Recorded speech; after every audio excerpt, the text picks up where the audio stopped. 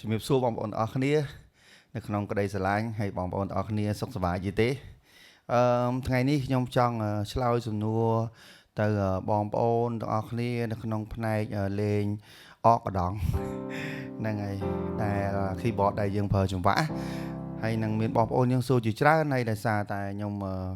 រវល់ការងារច្រើនចឹងអត់សូវបានធ្វើវីដេអូដើម្បីឆ្លើយតបជូនទៅបងប្អូនយើងទេចឹងសូមអធិស្ឋានហើយនឹងវីដេអូនេះសង្ឃឹមថាទោះបីបងប្អូនយើងអត់បានមើលដៃខ្ញុំចាប់ពេញប៉ុន្តែបងប្អូនស្ដាប់អ្វីដែលខ្ញុំនិយាយខ្ញុំជឿជាក់ថាបងប្អូននឹងទទួលបានហើយនឹងបងប្អូនយកទៅបំបីខ្លួនឯងជាពិសេសបងប្អូនដែលលេងចង្វាក់ដើរបាសខាងដៃឆ្វេងនេះ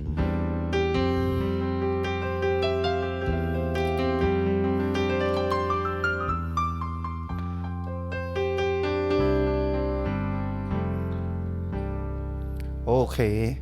អញ្ចឹងមុននឹងយើងចាប់ផ្ដើមដល់មេរៀនផងយើងដល់អ្វីដែលខ្ញុំបង្ហាញអ្វីដែលខ្ញុំនិយាយប្រាប់បងប្អូនចំណុចដែលយើងត្រូវបូកផ្សេងនៅក្នុងសំឡេងនៅក្នុង keyboard ដែលយើងភាគច្រើនយើងប្រើ Yamaha ឥឡូវខ្ញុំពងប្រើ Yamaha ដែរអញ្ចឹងខ្ញុំចង់ណែនាំអំពី microphone ដែលខ្ញុំពងនិយាយនេះគឺ microphone Beyer Dynamic brand របស់អាល្លឺម៉ង់នៅប៉ែកខាងអឺរ៉ុបហ្នឹងហើយនឹងជា model Mac TG V50 អញ្ចឹងបងប្អូនយើងអាច check មើលបាន TG V50 ចង់ដឹងថា frequency TG V50 ហ្នឹងវាជះមកស្អាតទេមានទម្ងន់ទេអែមទេអាច check មើលបានឬក៏បងប្អូនចង់មកតេស្តផ្ទាល់ហ្មងក៏បានដែរយើងឥឡូវយើងមើលពីចម្ងាយឃើញរូបរាងផន TG V50 ស្អាតមែនតើហ្នឹងហើយឥឡូវខ្ញុំកំពុងតែ record ជាមួយនឹង microphone TG V50 ហ្នឹងហើយអូខេអ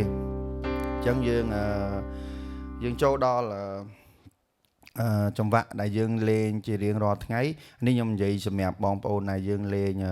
នៅក្នុងផាប់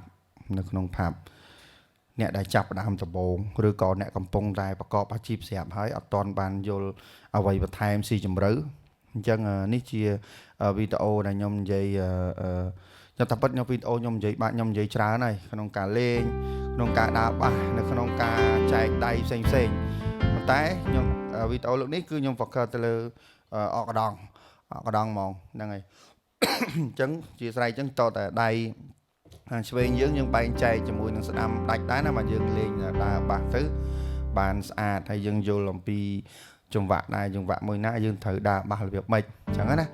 អូខេអញ្ចឹងខ្ញុំនិយាយអំពីការប្រើចង្វាក់ឧទាហរណ៍ចង្វាក់មួយហើយនឹងតើសំឡេងយើងត្រូវបូករបៀបម៉េចដើម្បីឲ្យវា balance គ្នាស្ដាប់ទៅវាអត់កដងអត់លុបសំឡេងជាស្រ័យខ្ញុំជើគ្រុនចេះទៅយើងក្អកតិចធ្វើម៉េចដើម្បីកុំឲ្យកដងពីច្រើនបងប្អូនខ្លះគាត់ style កន្លែងចង្វាក់ហ្នឹងលោបហ្មងដល់ពេលអញ្ចឹងលុបសលេងដៃស្ដាំអស់លេងអញ្ចឹងយើងត្រូវថ្លឹងរបៀបម៉េចដាក់volume វាប៉ុណ្ណាដើម្បីឲ្យវា balance គ្នាអូខេឥឡូវខ្ញុំដាក់សម្រាប់ចង្វាក់មួយនេះដែលខ្ញុំកែពីម៉ាស៊ីនមកខ្លះអញ្ចឹងខ្ញុំដាក់volume ចំនួន110អូខេ110អញ្ចឹងខាងស្ដាំខ្ញុំ add 2សលេងអញ្ចឹង right 1ខ្ញុំប្រើ125សំទោស right 2ខ្ញុំប្រើ110អូខេអញ្ចឹងសលេងខ្លះវាសលេង preset ស៊ីន Poké មកខ្លះវាលឺខ្លាំងខ្លះវាលឺតិចអញ្ចឹងយើងត្រូវការចូលទៅក្នុងសំឡេងនឹងមួយទៀតដើម្បីយើង voice set យើងរុញ volume ដើម្បីឲ្យវាឡើងដើម្បីយើង boost ឲ្យវាខ្លាំងឲ្យវាមានកម្លាំងឲ្យវាលឺ balance ជាមួយ score យើងផតយើងនេះអូខេអញ្ចឹងបងប្អូនយើងស្ដាប់តននេះអញ្ចឹងបងប្អូនកន្លែងហ្នឹងយើងចូលក្នុង voice ហើយយើងរើសនៅក្នុងពាក្យថា voice set យើងឃើញ voice set ហ្នឹងយើងចូលទៅឃើញពាក្យ volume មួយហើយអញ្ចឹងយើងរុញវាឡើងទៀតមកតង់ទៀតក្រៅពី volume master វានៅក្រៅនេះអូខេឥឡូវយើងសាកអស់គ្នាមើលខ្ញុំបូក piano ហើយនឹង switch DX បានន័យថា switch DX វានៅក្នុង E piano អូខេឥឡូវយើងសាកសុទ្ធសិន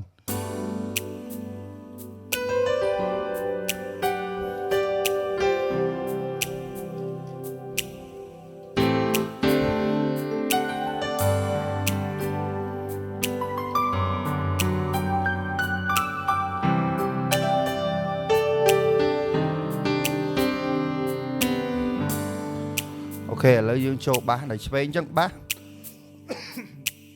ដូចគ្នាអញ្ចឹងយើងចូល voice set ដូចគ្នាបើសិនជាវាខ្សោយជាងច្បាក់ play ពីច្រើនបងប្អូនយើងធ្វើច្បាក់លឺខោបដៃស្ដាំដៃអីអស់ហើយអញ្ចឹងមកយើងមានតែ keyboard មួយយើងត្រូវចេះថ្លឹងវាបើមិនអញ្ចឹងទេ speaker យើងហ្មងបែកហ្មងរ៉ែ speaker ម្ចាស់ភ្លេងគេទៀតនឹងយើងអត់ចេះបោកវានៅ master នៅក្នុងនេះមកតង់ទៀតប៉ុន្តែខ្ញុំប្រាប់ទូៗគ្នាយើងសិនអញ្ចឹងអត់បានបង្ហាញមកកាមេរ៉ាទៀតដើម្បីដាក់ឲ្យចំក្នុងអេក្រង់នេះប៉ុន្តែខ្ញុំជឿជាក់ថាបងប្អូនដែលលេងអកកដងយល់ហើយ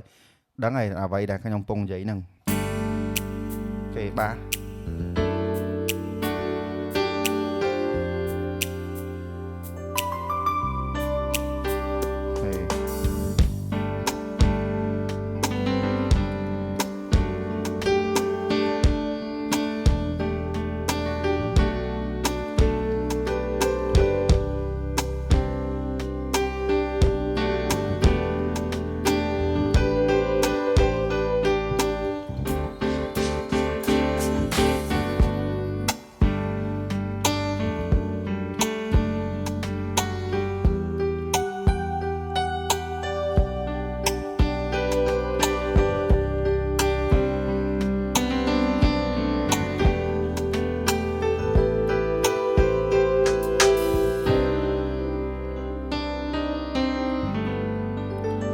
គេអញ្ចឹងស្រាល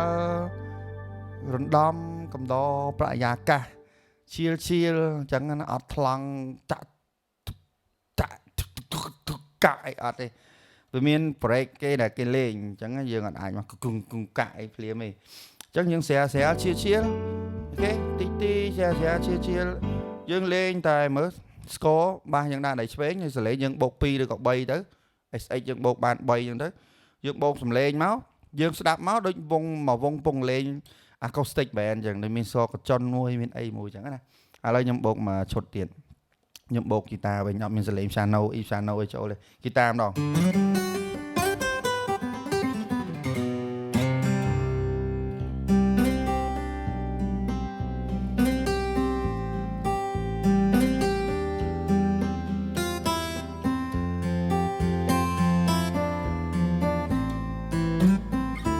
អាហ្នឹងយើងលេងម្នាក់ឯង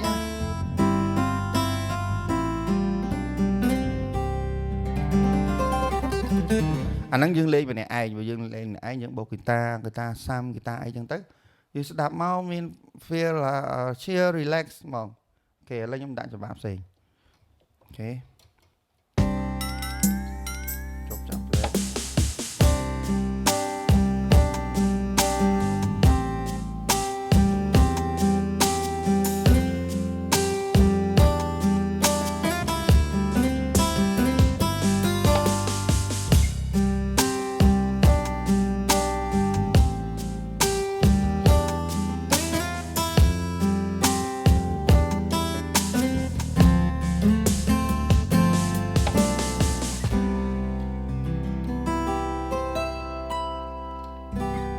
អូខេឈៀល